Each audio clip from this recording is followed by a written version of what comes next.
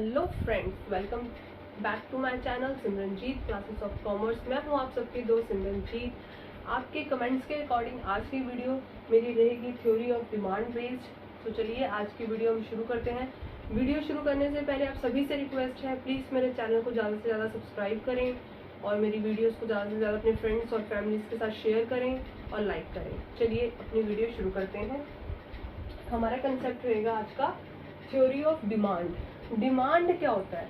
Demand कुछ भी हो सकती है, किसी भी तरीके की हो सकती है, चाहे वो गुड्स को लेकर हो, चाहे वो सर्विसेज को लेकर हो।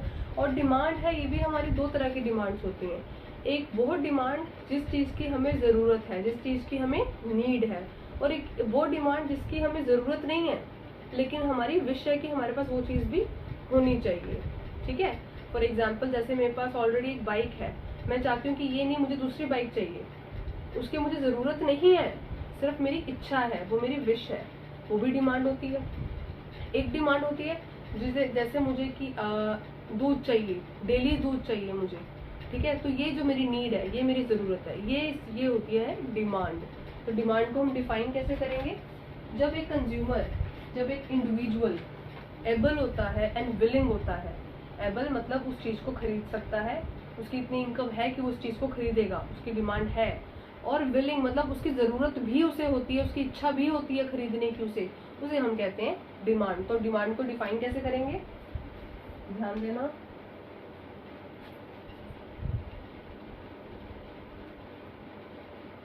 Demand is the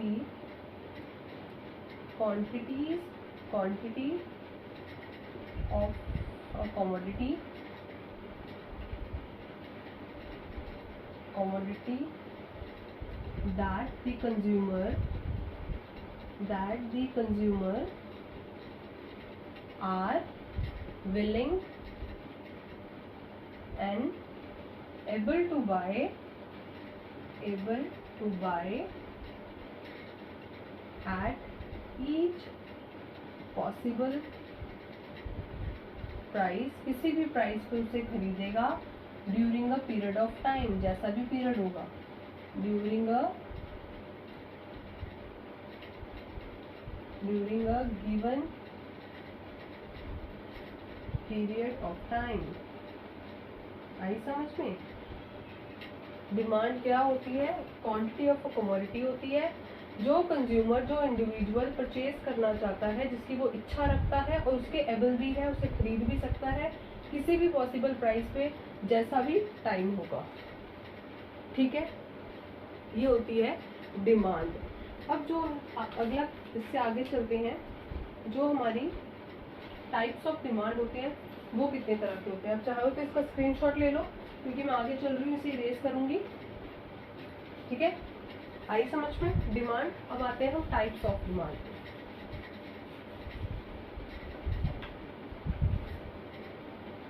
types of demand ध्यान से देखिएगा।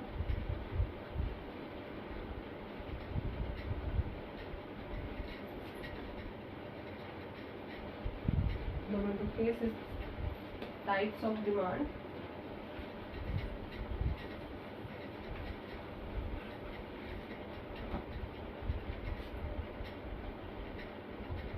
टाइप्स ऑफ डिमांड, हमारी जो डिमांड के टाइप्स हैं ये भी दो हैं।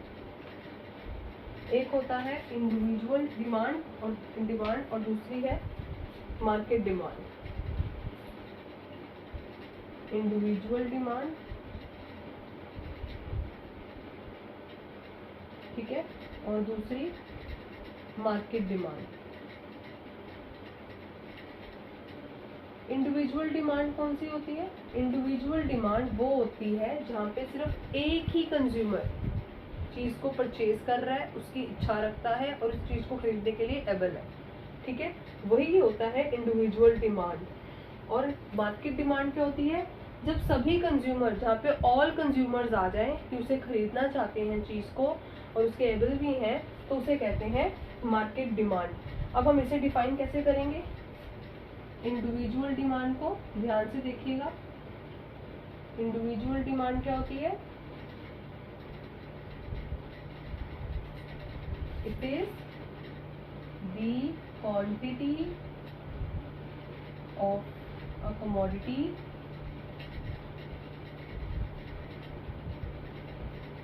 that one buyer या one customer, कुछ भी लिख सकते हो, one particular, सिर्फ एक ही, one particular customer in the market are willing and able to buy at each possible price during a given period of time. Given period of time. आई समझ में? ये होगी इंडिविजुअल. इंडिविजुअल में क्या यूज हुआ? One particular customer. ठीक है. इसी तरह मार्केट डिमांड की डिफाइन क्या होगी? मार्केट डिमांड की डिफाइन होगी, it is the quantity of a commodity that all customers in the market are willing and able to buy at each possible price during a given period of time. यानी कि यहाँ पे लिख रही हूँ मैं ऑल कस्टमर्स. ठीक है. और यहाँ पे ओनली वन पर्टिकुलर कस्टमर. आई समझ में? डिफाइन सेम रहेगी, बस ओनली वन कस्टमर और ऑल कस्टमर्स का डिफरेंस. ठीक है.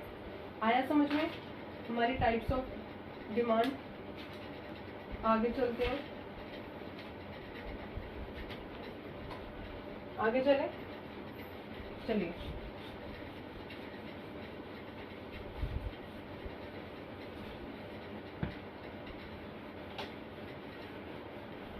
आगे आते हैं हमारे डिटर्मिनेंट्स ऑफ डिमांड या फिर factor effecting of individual demand.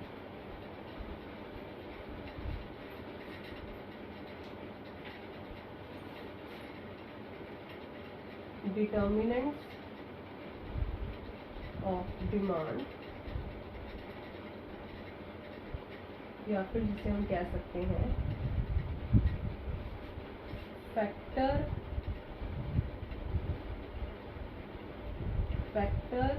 Affecting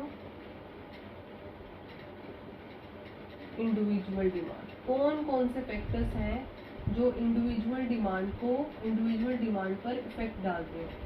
इसे जस्ट मैं आपके साथ डिस्कस करूंगी, आपको समझाऊंगी, इसकी डिफाइन में डिक्टेट करूंगी. आप चाहें तो साथ साथ लिख सकते हैं.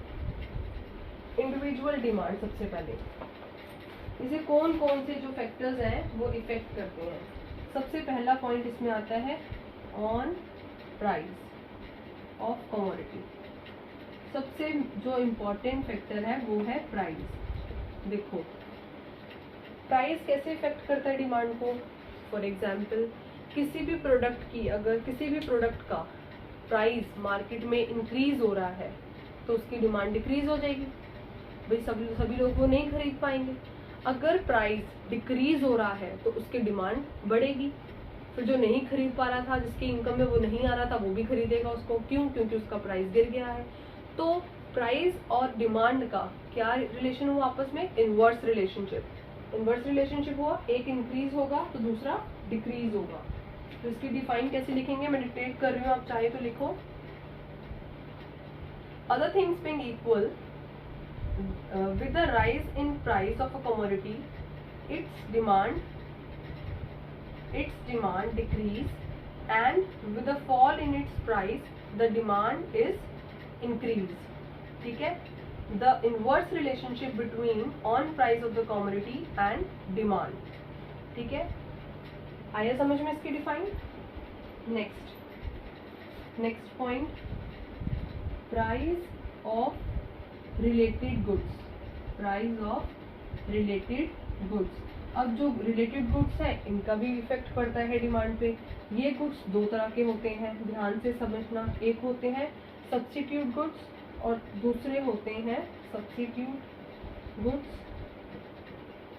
और दूसरे होते हैं कॉम्प्लीमेंट्री गुड्स.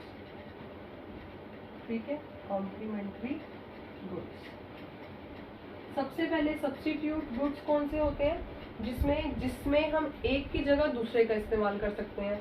फॉर एग्जाम्पल जैसे कि ball pen, ink pen,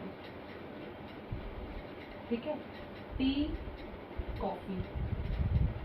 for example अब इसको समझना है इसकी डिमांड पे कैसे असर होगा। अगर मेरे बॉल पेन, मेरा प्राइस बॉल पेन का, ठीक है, इंक्रीज हो जाता है, बढ़ जाता है, तो उसका सब्स्टिट्यूट गुड कौन सा है? Ink pen. तो डिमांड ऑफ इंक पेन क्या होगी?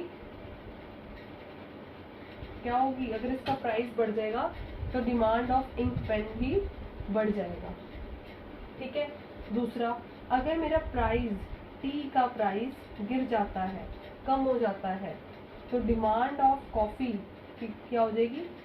कम हो जाएगी, वो भी डिक्रीज हो जाएगी, ठीक है। आया समझ में? सब्स्टिट्यूट गुड्स वो होते हैं जब हम एक की जगह दूसरे का इस्तेमाल कर सकते हैं। फॉर एग्जाम्पल जैसे मैंने अभी आपको दिया है बॉल पेन और इंक पेन। अगर बॉल पेन की प्राइस मैं इंक्रीज कर देती हूँ, बॉल पेन का प्राइस मैं बढ़ा देती हूँ, तो जो मेरी डिमांड है इंक पेन की वो बढ़ जाएगी, लोग उसे यूज करना शुरू कर देंगे, ठीक है ना। ये होता है सब्स्टिट्यूट गुड्स। सब्स्टिट्यूट गुड्स को डिफाइन कैसे करेंगे? सब्स्टिट्यूट गुड्स की डिफाइन लिखिए। These are the goods which can be substitute for each other, such as tea and coffee, ball pen and ink pen. ठीक है, लिखा यहाँ तक। In case of such goods, increase in the price of one cost. अगर एक का price बढ़ रहा है, increase in the price of one cost, in demand for the increase in the demand for the other, दूसरे की demand भी बढ़ जाएगी। And decrease in the price of one cost, decrease in the demand of other. आया समझ में? ये था। कॉम्प्लीमेंट्री गुड्स कौन से होते हैं?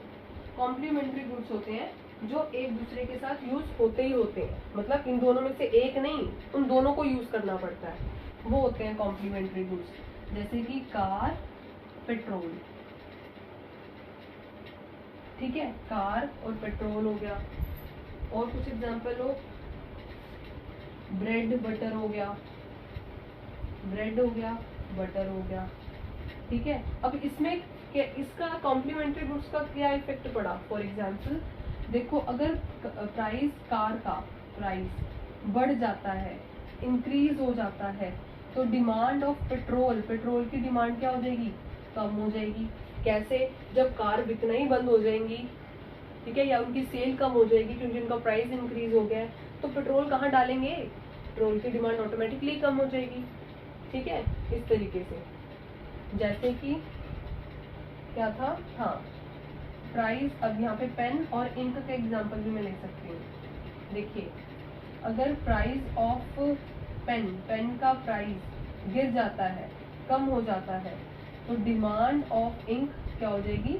बढ़ जाएगी। जब पेन ज्यादा बिकेगा तो इंक की ज्यादा जरूरत पड़ेगी, तो डिमांड इंक की इंक्रीज हो जाएगी। ये होता है कॉम्प्लीमेंट्री गुड्स। जब एक की डिमांड, एक का प्राइस कम होता है तो डिमांड बढ़ती है, प्राइस बढ़ता है तो डिमांड कम होती है। इसमें इनवर्स रिलेशन होता है, ठीक है।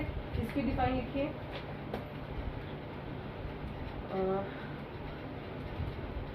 In case of complementary goods, a fall in the price of one cause increase in the demand for other, and rise in the price of one cause decrease in the demand for other. आया समझ में? ठीक है, ये थी इसकी define. I hope आपको समझ में आ गया होगा। आप इसे एग्जाम में डिफ्रेंशिएट करके लिखें तो वो ज़्यादा बेटर है। जैसे फर्स्ट पॉइंट मैंने आपको इसका मीनिंग बता दिया दोनों का, सेकंड में आप इनकी डिफाइन दे सकते हो, इनके एग्जांपल्स दे सकते हो, और थर्ड में क्या बता, जैसे 2 पॉइंट्स तो यही बन गए, बाकी आप बता सकते हो इसमें डायरेक्ट रिलेशन है, इसमें इनवर्स रिलेशन है, ठीक है।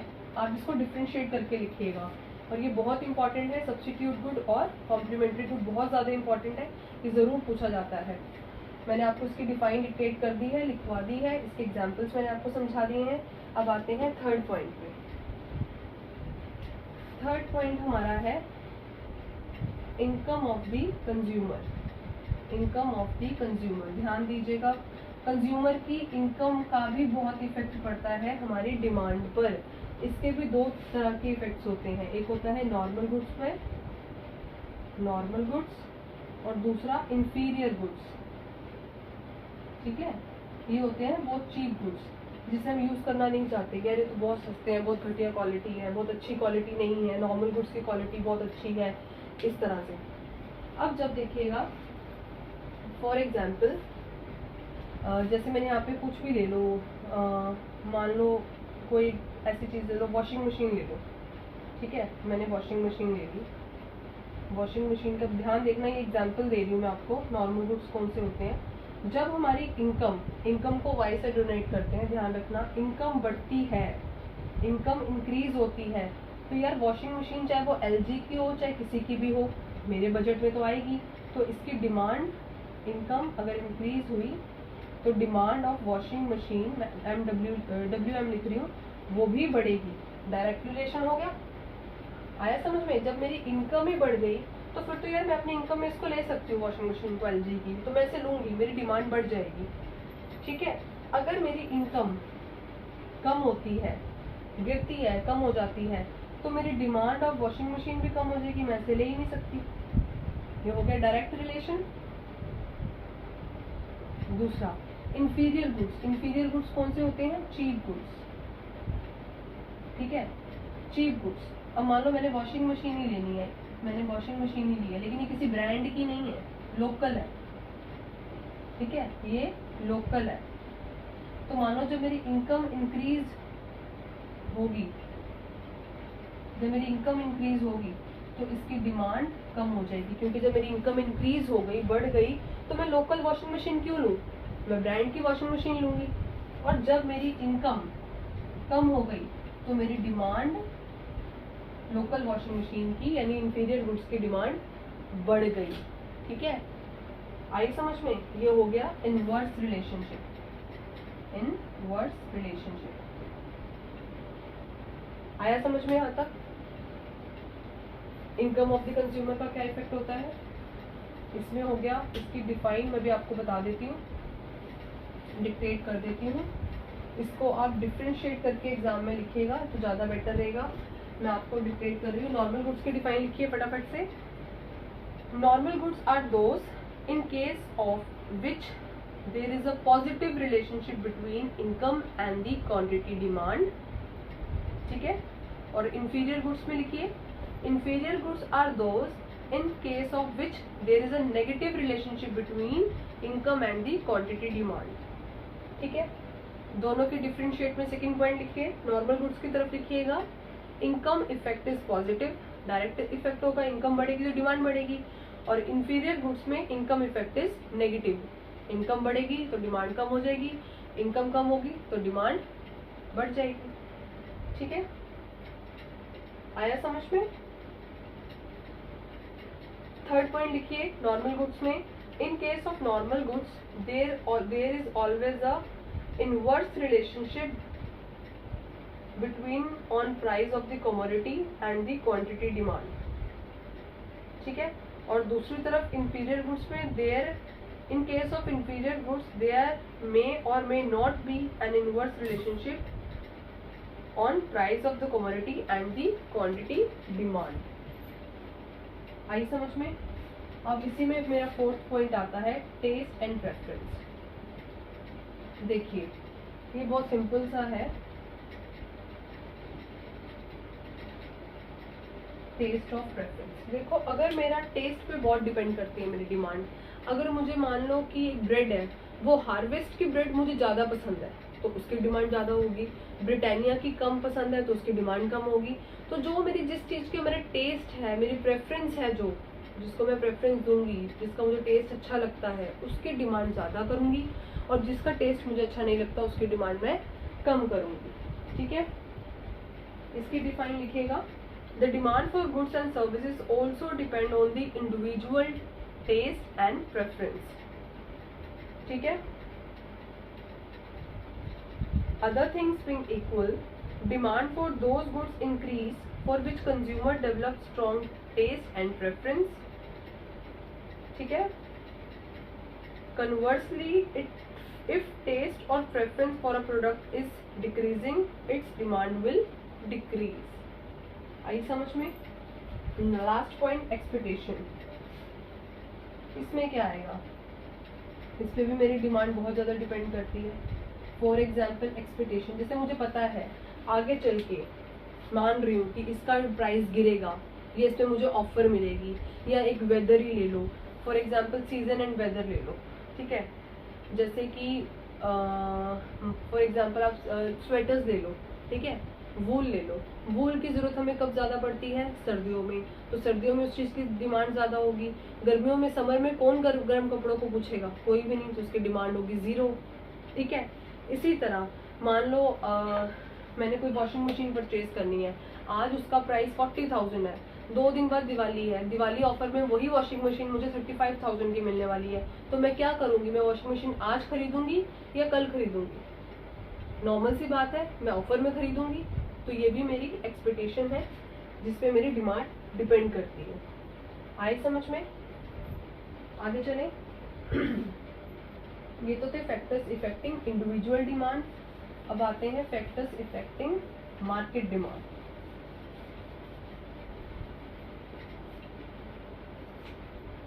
मार्केट डिमांड, ध्यान दीजिएगा। इसका फर्स्ट पॉइंट है पॉपुलेशन साइज। पॉपुलेशन साइज या फिर नंबर ऑफ बायर्स। देखो मेरी नंबर ऑफ बायर्स, जो मेरी डिमांड है वो पॉपुलेशन पर बहुत ज़्यादा डिपेंड करती है। जितनी ज़्यादा पॉपुलेशन होगी उतनी ज़्यादा डिमांड होगी। जित पॉपुलेशन कम होगी तो चीज़ की डिमांड भी कम होगी, ठीक है, उसे खरीदने वाले ही कम होंगे। तो इसकी डिफाइन कैसे लिखी जाएगी? Demand increase with increase in the number of buyers of a commodity, ठीक है। आप इतना से इसे एक लाइन से डिफाइन कर सकते हैं।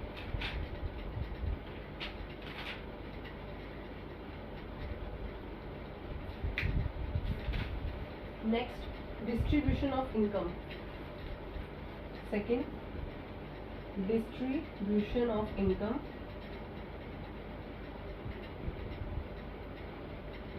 डिस्ट्रीब्यूशन ऑफ इनकम, अगर हम इनकम को इक्वली डिवाइड करेंगे तो जो हमारी डिमांड है वो बढ़ेगी। अगर हम इनकम को इनइक्वालिटी से डिस्ट्रीब्यूट करेंगे तो डिमांड कम होगी। For example, if redistribution of income increase inequality, rich become rich and poor becoming poor. Rich आदमी तो और रिच होता जा रहा है और पुअर आदमी, गरीब आदमी और गरीब होता जा रहा है। तो the demand for luxury goods like big cars, ठीक है, इज एक्सेप्टेड टू राइज। उनकी डिमांड बढ़ेगी, ठीक है। Also fall in the income of the poor people. अगर वहीं दूसरी तरफ गरीब लोगों की इनकम और ज्यादा गिर जाए तो उनकी डिमांड शिफ्ट हो जाएगी from normal goods to inferior goods, ठीक है। जो वो अपने नॉर्मल गुड्स, अपने जो नीड्स की, अपनी नीड की जो चीजें हैं उन्हें भी नहीं खरीद पा रहे, उनकी डिमांड कहाँ शिफ्ट हो रही है? चीप गुड्स की तरफ, इंफीरियर गुड्स की तरफ। क्यों? क्योंकि जो इनकम का डिस्ट्रीब्यूशन है वो इनइक्वालिटी से हुआ है, तो उसका इफेक्ट भी डिमांड पे बहुत ज्यादा पड़ता है। तो इसे डिफाइन कैसे करेंगे? Market demand is also influenced by the distribution of income in the society, ठीक है। If redistribution of income increase inequality, ठीक है, the demand for luxury goods is accepted to rise, and fall in the income of the poor people may compel them to shift from normal goods to inferior goods, ठीक है। आई समझ में? तो next video में हम discuss करेंगे law of demand. आज की वीडियो में हमने क्या डिस्कस करा है? व्हाट इज डिमांड या meaning of demand, types of demand, determinants of demand, ये चीज़ें हमने आज क्लियर करी हैं, जिसमें सबसे इम्पोर्टेंट था हमारा सब्स्टिट्यूट गुड और कॉम्प्लीमेंट्री गुड में डिफ्रेंशिएट, ठीक है। तो आपको ये सब चीज़ें पता होनी चाहिए। बहुत इंटरेस्टिंग था, बहुत इजी है। आप अच्छे इस जो कंसेप्ट में आप ज़्यादा से ज़्यादा मार्क्स गेन कर सकते हैं। तो प्लीज़ मेरी वीडियो को ध्यान से देखिएगा। कोई भी डाउट हो आप मुझे कमेंट बॉक्स में लिख के मुझसे ज़रूर शेयर करिएगा। मिलते हैं अपनी नेक्स्ट वीडियो में। Bye bye.